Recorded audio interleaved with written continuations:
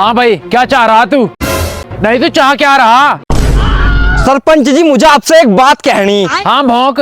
कि वो जो तुम रोज रोज पंचायत लगा के बैठ जाओ, तुम्हें और कुछ काम नहीं है क्या? और पंचायत में सिर्फ मुझे ही बुलाओ, थारा और कोई बाप नहीं है क्या? क्या खून तेरा गर्म है इसलिए मत उछल इतना हायर, और लेवल देख के बात कर वरना पिछवाड़े पे लगवा दूंगा तेरे फायर। कि मैं थोड़ा इज्जत से बात कर रहा, लेकिन तुझे नहीं आ रही शर्म? अच्छा। और थोड़ा ठंडा खा ले सरपंच, कभी फिर बाद में कहे कि मेरी टट्टी तो आ रही लेकिन गरम गरम। क्या सरपंच की इस बेइज्जती का जवाब हम देंगे? सरपंच भले ही लुच्चा हो लेकिन हम फिर भी उसी का साथ देंगे। बे साले, तू उसकी तरफ है मेरी?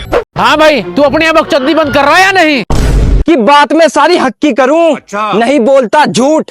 और ऐसी पंचायत की जरूरत नहीं है मुझे, जाना हो बकचोदी करने की छूट।